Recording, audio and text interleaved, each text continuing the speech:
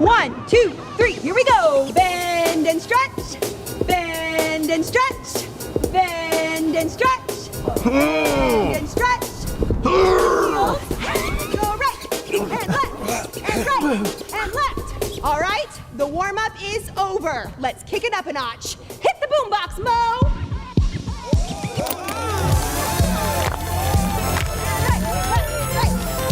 That's right. Work it out now, y'all. Play that funky music, Mo.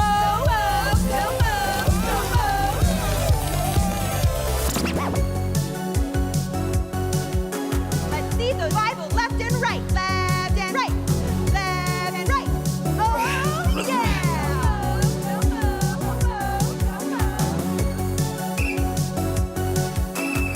Come on. The joy of the Lord is your strength. Oh, yeah. You guys are good.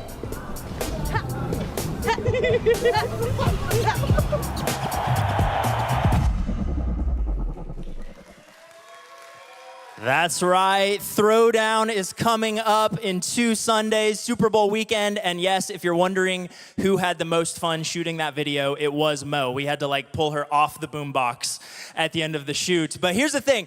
This is one of our highest energy. We have a ton of fun on Super Bowl Sunday. And so you're not going to want to miss our Throwdown on February 12th. It's happening here at North. Both services. Invite a friend, invite your neighbor. Come hang out with us because it is going to be wild. It's going to be a party. So I hope to see you there. Now, this Sunday, today, we are we're continuing in our series that we've been in over the last several weeks, Welcome to the Jungle. And we've been exploring what it looks like to wrestle through some of the seasons and circumstances in our lives that, if we're being honest, we would say these really aren't my favorite. They're difficult, they're challenging. And so today we're looking at what does it look like to do what's right when it doesn't feel like anybody else is, when it feels like the circumstances around me aren't making it any easier to make the right choice. And so we're glad you're here. Let's do it.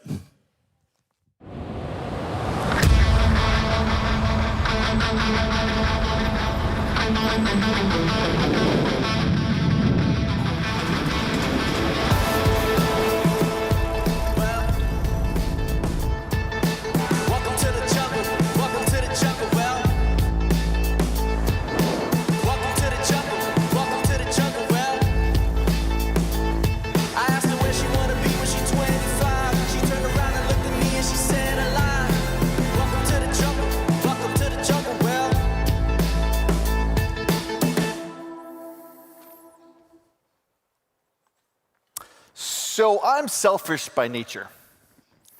It's just been part of my nature since I was a kid. You know, I was the kid that, as a parent, you give your kids some money. Hopefully they'll buy their siblings or their grandparents a Christmas gift. And my parents would give me money every single year, and every single year I spent it on myself. And every single Christmas morning, my younger brothers were always disappointed. Is this the year Carlos is actually going to give us a gift? And every year it was no. And I would always tell them, I am the gift to you. You're lucky to have me as an older brother. Except one year. I was a sophomore in college, still very selfish. And this time my parents didn't give me any money for Christmas. They kind of just gave up on me by the time I was 16 years old and Christmas time. But I was working and I had some money, and so I decided to surprise everybody and buy people Christmas gifts. I was very proud of myself. It was still about me at that point. I got my mom this amazing, this is the early 90s, mind you, but I bought my mom a Dooney and Burke purse. And when she opened it, she was like, did you steal this? She couldn't even say thank you. She just couldn't believe. I went from 0 to 500, right? And so my dad and I are wired somewhat similarly. He saw I bought my mom a $500 gift. I had never bought her anything. So my dad is just excited about his gift. So my dad opens up his gift, and it's a shirt. From Structure. Remember Structure? Before it became Express. And so it was a good Christmas. People got their gifts. Carlos is growing. He's maturing as a young adult. Not everything is about him. Until 2 days later, When I was walking in our house and my dad said, "Hey, that's a really nice shirt you have on." I said, "Thanks, Dad." He said, "Where'd you get the shirt?" And I'm a pretty honest person. If you've been around, you know that I am. I said, "Well, when I bought your shirt, they gave me one for free." And it ruined Christmas. Because my dad was like, "Well, then you should give me that one too." I think he had his mind that I spent $500 on my mom and spent about $35 on him. "You should give me that shirt too." I said, "What? I paid for yours. This is free. So mine is the free shirt." He goes, "Yeah, but if you got it for free, then you should have just put them together and given me two shirts." And now I'm digging my heels in. Don't tell me what generosity looks like. You're lucky I even bought you a Christmas gift. And we're getting into an argument. And we still talk about this 27 years later. And my dad will bring it up. "Remember that one Christmas you thought you were being really generous, but you really bought that shirt because you were getting one for free?" Because in my nature, I'm selfish. In my nature, I wanted to really benefit me. And you can look at me and say, "Oh, Carlos, can't believe you did that. Oh, you were 19, 20 years old. You were a young kid." But don't judge me, because many of us don't actually like to pay the real price. Many of us want the very thing, but we'll buy an imitation version. Everybody wants the right thing, but we'll wait for it to be on sale. We want the right thing, but we really don't want to truly pay the price. I mean, we want good mental health, but we really don't want to pay the co-pay to go see a therapist. I mean, we want good grades, but we don't want to put the effort into the good grades. And we want to be good parents, but we don't necessarily want to sacrifice our time to invest in our children. We don't want to be lonely. We're single. We just moved to Austin. We graduated from college. We want to build friends and build community, but man, it's really nice just to sit at home and watch Netflix and not invest in relationships. And so maybe I'm not the only one who struggles with sacrifice. Maybe we all have this underlying theme in us that says, do I really want to count the cost? And I wonder how much of that bleeds over into our faith journey, friends. I mean, because if we live like that throughout our week, maybe not wanting to pay the price or count the cost, how much of that bleeds into our walk with Jesus? Or for some of us, as we're exploring faith, do we really want to put the effort into it? Maybe we say we want to explore who God is, but when we offer Alpha Course to just kind of explore, ask all your questions, you're like, "Yeah, well, I want to explore God, but not like that." Or, "I want to grow my relationship with God, but not like that." And I wonder how many times we have these excuses, and really the truth is following Jesus will cost you something, but it will always be worth it. You know, Jesus talked about this with his disciples, just the cost of following him and what that meant. And we're going to get to that in a little bit. But in this series, we're going chapter by chapter as much as we can through the book of Daniel. And so we're in Daniel chapter 3, and again, just to catch you up a little bit, you have some Hebrew people as the Babylonians took over Jerusalem, and now they're exiles. They're not in their homeland in Jerusalem, and they're now in Babylon, and they had to follow all sorts of rules and regulations. They had to learn new cultures, new languages. They had to face all sorts of adversity, but God was with them, and even when they made tough decisions, God showed up and came alongside them. And we ended chapter 2 last week talking about the impossible thing that King Nebuchadnezzar, who was the king of the Babylonians, what he wanted. He had a dream. He didn't tell anybody the dream, and he wanted somebody to interpret that for him. Or the leaders around him were going to die. And Daniel didn't know what to do, and he asked God to reveal the dream to him, and God did. Daniel went to the king, told the king the dream, interpreted the dream, and Nebuchadnezzar was like, "Wow, your God is the one true God." Because that was impossible. Just as impossible as your husband or wife expecting you to read their mind. You know why I'm mad. I do? Yes, you do. And if you don't know, then you don't love me.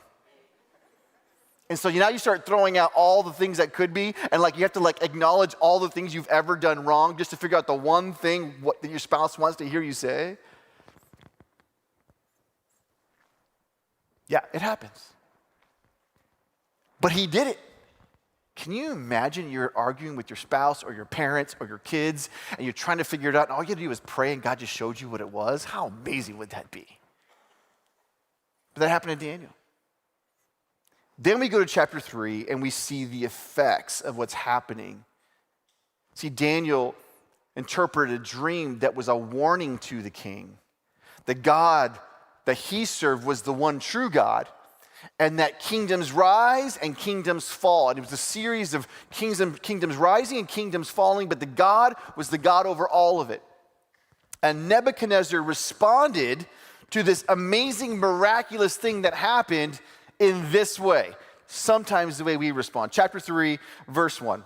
King Nebuchadnezzar made a gold statue 90 feet tall and 9 feet wide and set it up on the plain of Dura in the province of Babylon. Then he sent messages to the high officers, officials, governors, advisors, treasurers, judges, magistrates, and all the provincial officials to come to the dedication of the statue he had set up. Verse 3. So all these officials came and stood before the statue King Nebuchadnezzar had set up. Then a herald shouted out, "People of all races and nations and languages, listen to the king's command. When you hear the sound of the horn, flute, zither, lyre, harp, pipes, and other musical instruments, bow to the ground to worship King Nebuchadnezzar's gold statue. And anyone who refuses to obey will immediately be thrown into a blazing furnace." So at the sound of the musical instruments, all the people, whatever their race or nation or language, bowed to the ground and worshiped the gold statue that King Nebuchadnezzar had set up. Isn't that just like us? I mean, he had just had this miracle, the king, that God was the one true God. He had a warning. This is what it means. If you're not careful, your reign is going to go down. Just like every other kingdom that goes up and down, God is the one who sustains, and yet he does the very opposite. He builds an image, he builds a statue in his own image. He begins to take action in the way that he thinks he should take action. And if we're not careful, even as we explore faith, as we explore who Jesus is, if we're not careful, we can still make the next step about us. But my friends, like we've said at the very top of this, following Jesus will cost you something, right? And the first thing it will cost you is following Jesus will cost you your dreams. And I know that might make you a little uncomfortable. Oh, are you kidding me? You're telling me I'm exploring who Jesus is, and if I come to Jesus, I have to find a new career? I have to find maybe a new spouse? I have to find new kids? No. That's not what we really mean. It means that the dream itself may not die, but the way we interpret the dream may have to die. How many of us, we saw our careers or we see our families or we see a dynamic in our personal lives and we have a dream for it, and yet maybe in Christ you were heading somewhat in the right direction, but the interpretation of it may be different.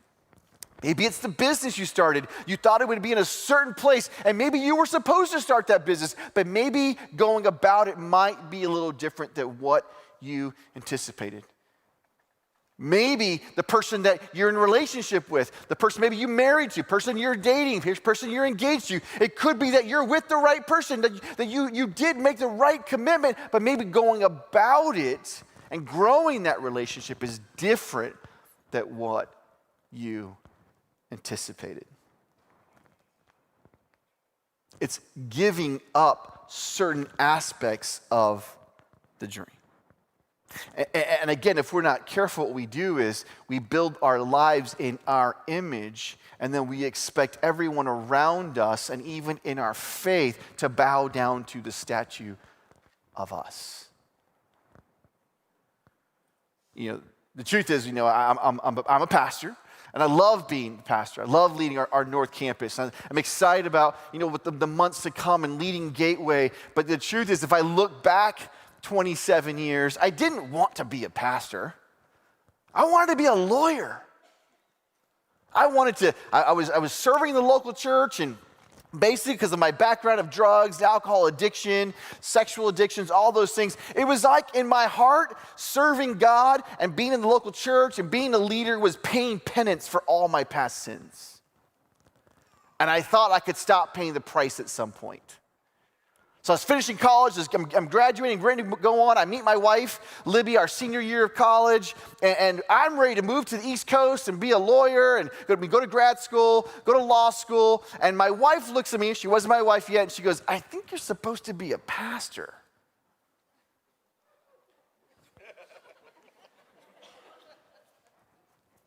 I was like, no. Like I've dreamt of my life and what it's gonna look like. I want to have a BMW by the time I'm 25. And not one of the little toy ones that somebody puts in your office, like a real one. I want to be a real man. I'm going to be broke the rest of my life. My dad was a pastor, and I have daddy issues. I don't want to be like my dad. But she spoke something that was true, and it sparked something in me. And so I said, you know what? I'll try it for a couple of years. 25 years later, here I am. But it's a series of dying to my expectations of my life. And you know what really got me? I was praying one day, and I didn't hear this audible voice, but it was God looking at me, and he said, look at all that you were able to accomplish in your own strength. What could your life look like if you put your life in my hands? And what he was saying is, you already know what your life looks like in your hands. It leads towards addiction. It leads towards sexual dysfunction. It leads toward alcoholism. It leads toward drug addiction. It leads towards lying and manipulation. See, your life in your hands, Carlos, this is what it will end up looking like at some point, but your life in my hands. Let me mold, let me shape.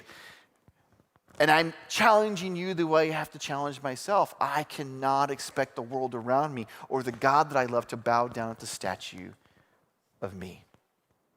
See, following Jesus will always cost you something, but it will always be worth it.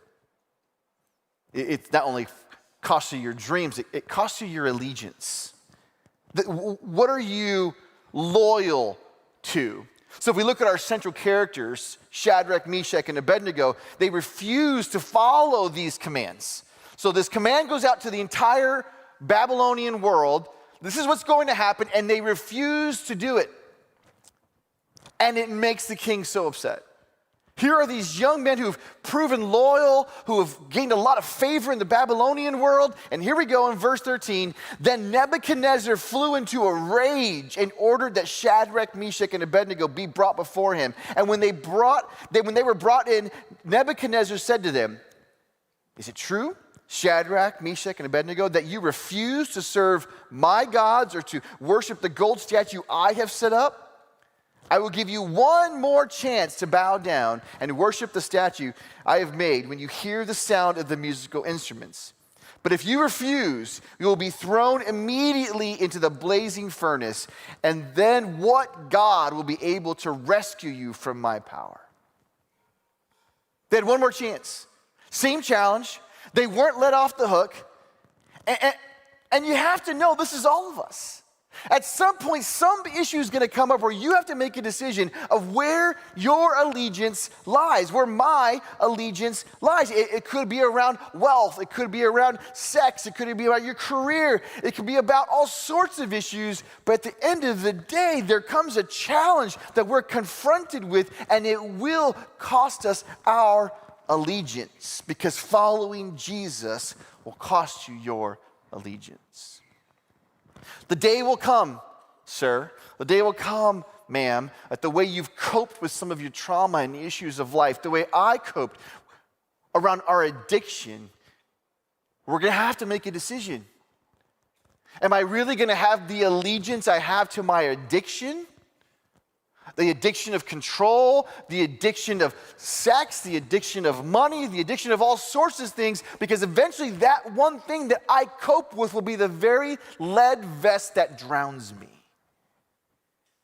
And I got to make a decision. What am I going to be aligned with? Am I going to be aligned to a political party or political idealism? There's nothing wrong with having an opinion. It's the right that we have for those of us who are Americans. But are we really going to live a life that is yo-yoed? That every time there's a new news cycle, you have different emotions because somebody is telling you what to believe and you're seeing one side of a story and not another side of the story? Are we really going to have an allegiance to these very things that don't truly bring us life? They matter. We have to address them. But in Christ, in Jesus, does everything else fade away compared to who Christ is? See, God has to test the very thing that we believe. We will be tested with what we believe. I love talking to people. It's one of my favorite things, especially to men, and I have a few men that I'm having conversations with, and very strong type A men who just really feel like the way they see the world is right. Right? The way, if only the world would do this, if only they would just do this, and if this person would just follow my instruction, and if this political person would just do this, and everybody's got an opinion, and they forget that they are human too. We forget we are human. And I looked at one of them and I said, it's funny how you want to fix the whole world, but your wife might be leaving you. What are you going to do about that? Well, I'm not talking about that. See, we can all become so blind because our allegiance says when it's outside of Christ, as long as I believe or I do the right thing, then I'm okay. But that's not the way it truly works, is it?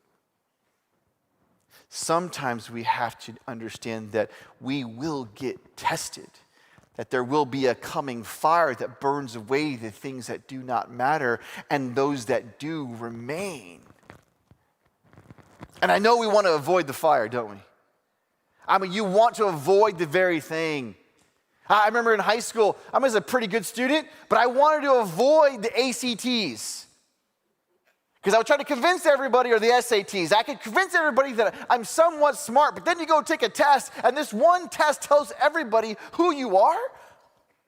Now, I'm just like, no, I'm not. I don't need to take that test. But inside, I was afraid. I didn't want to apply to a certain college because what if they reject me? I didn't want to apply for a certain job because what if I don't get it? And we avoid testing sometimes.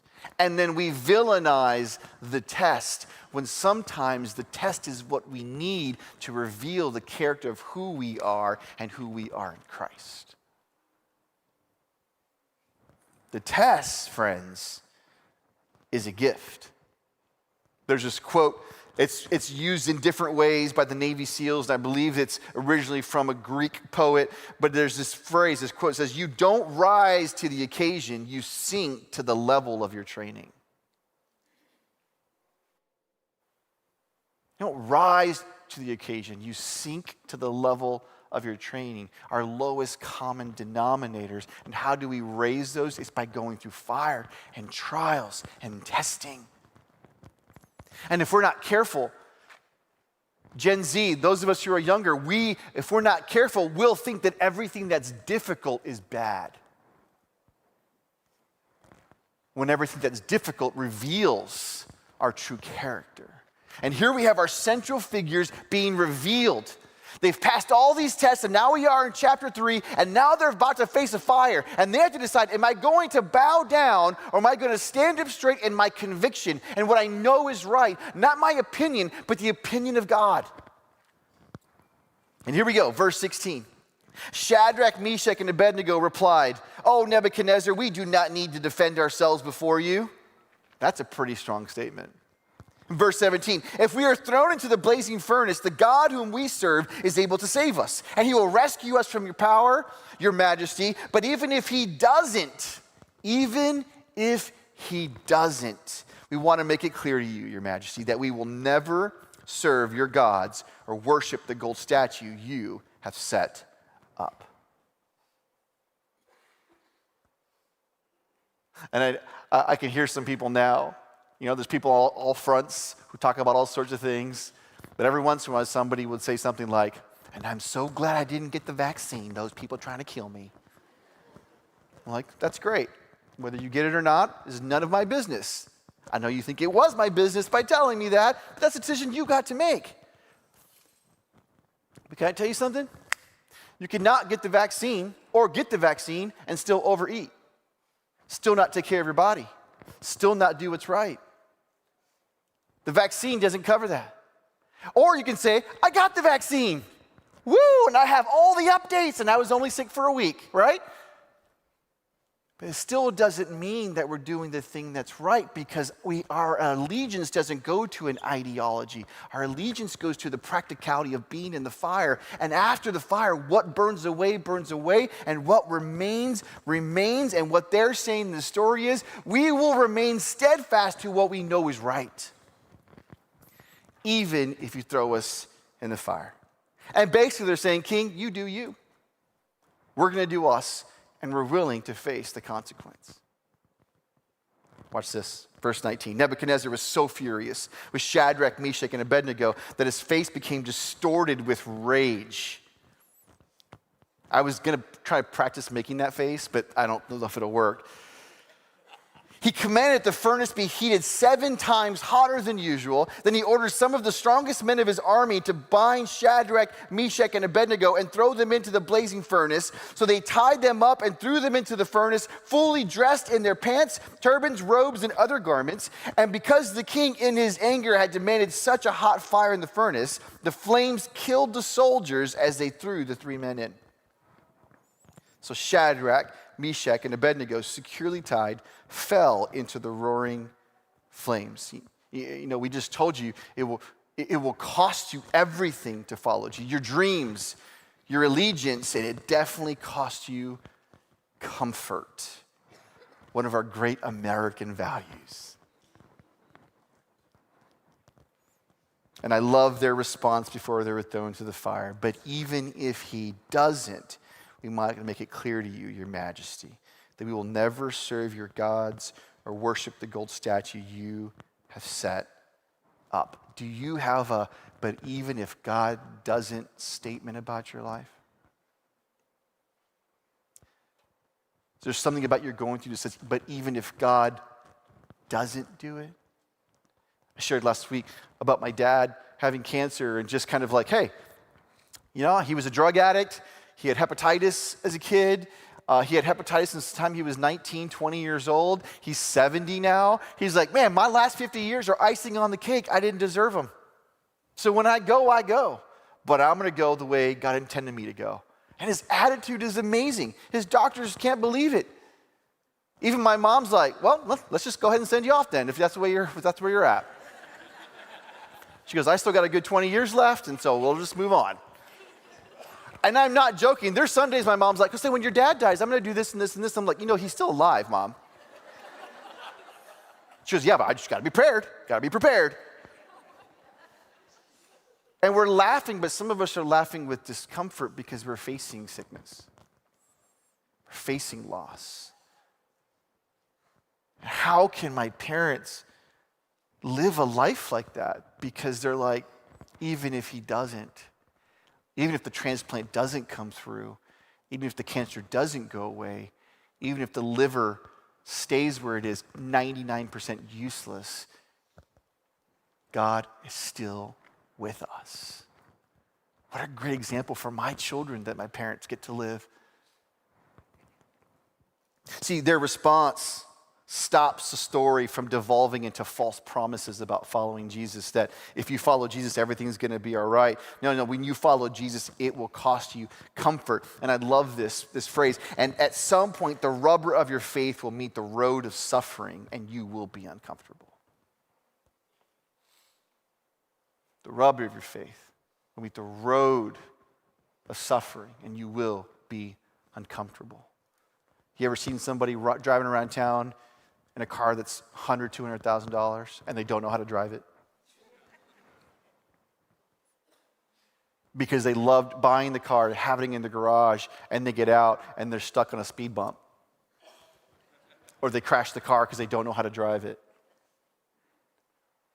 And how many of us have built up this dream of the dream Ferrari, but what's the point if you don't know how to drive it?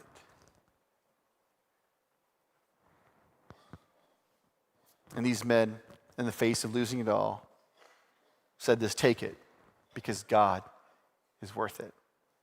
Here's the response, verse 24. But suddenly Nebuchadnezzar jumped up in amazement and exclaimed to his advisors, didn't we tie up 3 men and throw them into the furnace? Yes, your majesty, we certainly did. Look, I see 4 men, unbound, walking around in the fire unharmed, and the 4th looks like a god. Then Nebuchadnezzar came as close as he could to the door of the flaming furnace and shouted, Shadrach, Meshach, and Abednego, servants of the Most High God, come out, come here.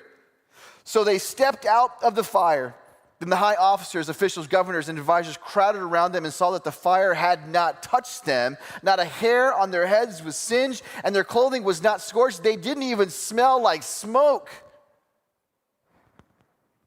Then Nebuchadnezzar said, praise to the God of Shadrach, Meshach, and Abednego. He sent his angel to rescue his servants who trusted in him. They defied the king's command and were willing to die rather than serve or worship any god except their own God. You see, God did not save them from the fire, friends. God saved them in the fire.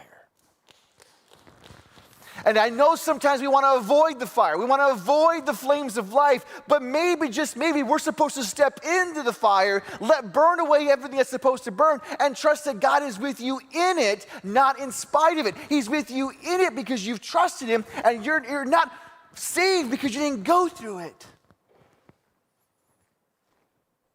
Every one of us have a challenge. Libby and I, we have 5 kids, and we love having 5 kids, but it's been hard sometimes to see some of our friends not able to have children. And there were days we were like, man, we're just so blessed. Like, look at all this. And then, we have a daughter who has to have a tongue surgery, and a daughter who has dyslexia, and a son who's adopted, and all the challenges. See, we can't avoid the challenges. But we can have a disposition that God is with us in the challenges. Because following Jesus will cost you something, but it will always be worth it. So what does this mean for you and I? If we go forward a few thousand years, we go Luke chapter 14, verse 25. This is Jesus talking to those around him, and he says this. It says this, a large crowd was following Jesus, and he turned around and said to them, if you want to be my disciples, you must, by comparison, hate everyone else. Your father and mother and wife and children and brothers and sisters. Yes, even your own life. Otherwise, you cannot be my disciple. And if you do not carry your own cross, everybody say your own cross. Say, carry your own cross. If you do not carry your own cross and follow me, you cannot be my disciple. But don't begin until you count the cost. It does cost us something. And you think of the cross, people wear crosses. People have earrings with crosses. People have necklaces with crosses. But you would have never seen that thousands of years ago because it was a tool of torture. It was a way to shame the enemies. And yet now we celebrate the cross, but do we actually carry the cross and the burdens? And understand that God is with us. And Jesus knew exactly what he was saying back then, and he knows what he's saying even now to us. It's a call to die to ourselves. Here's the thing. Following Jesus is free. It really is. There's no initiation fees, no monthly subscription, there's no sign up, but make no mistake, it will cost you something. And if we're not careful, that will be the detriment to us, the fact that it costs us something. But Jesus is straight up about this. He says, my followers follow in the thick and the thin. And I know we've been saying throughout this message, following Jesus will cost you something, but it'll always be worth it. And here's the deeper truth, the last 10%. Following Jesus will cost you everything, but it will always be worth it. And what I love about this is the reason why Jesus can say this and challenge us in this is because Jesus did it first. I know it will cost you your dreams and allegiance and comfort. We know all this. But Jesus did it first. He left heaven, took on flesh, became Emmanuel, God with us, so that he could say the very thing. Just follow me. Follow me. What did he do? He gave up everything. Because he saw you and he saw me and billions of people, and he said, they are worth it. So the question for us today is, have you counted the cost? Have you counted the cost of doing the right thing? Have you counted the cost of making the shift, making the change? Have you asked yourself, am I willing to pay the price to do what's right? Am I willing to give up how I go about living my dream? Am I willing to give up some allegiances? Am I willing to give up my comfort? Because it's a great exchange. It's this subversive way of following Jesus. All we do is we give up these things, and in turn, what we receive is so much greater. Could I have been further along in life if I were a lawyer? Absolutely. I would have had the car I wanted. I would have had the stuff I wanted. And those things aren't bad. But what I have now, I didn't have peace, love, and joy. I could lay my head on my pillow at night and sleep like a baby. And my wife says I'm such a good sleeper that I snore and keep her up at night. But you know what that means? I have peace. Even though I'm robbing her of hers. But you know what it means for me at 46 to say I had peace? But when I was 8 years old, 9 years old, I was tormented because I was being molested, and then the drugs and the alcohol and the sexual lifestyles I lived. I had no peace. I gave up my idea of my life as a lawyer, and the great exchange is I was given a love that surpasses any kind of love. I was given a peace that nobody can buy and that sustains. Yes, it costs you something, but it's really a great exchange. And you know what we're going to see today? We're going to see people after this service and the next who are saying yes to the great exchange. They're saying yes. They're going to be baptized today. They're saying the old is gone and the new has come, and I'm willing to give up all the old because whatever the new is, it may look different than I want it. It may not be lined up to my current dream. It might not be on my Pinterest board, but it's probably what God had in store for me all along. And when Jesus came, died on that cross, and rose again 3 days later, he not only invited you to a new life, he invited you to a death so that you could be resurrected in power and might to be everything you were ever meant to be. That is why it's worth it. We're going to sing this song. Don't go anywhere. Don't move. Don't log off yet online. We're going to sing this song, and we're going to close up in prayer. It's worth the cost.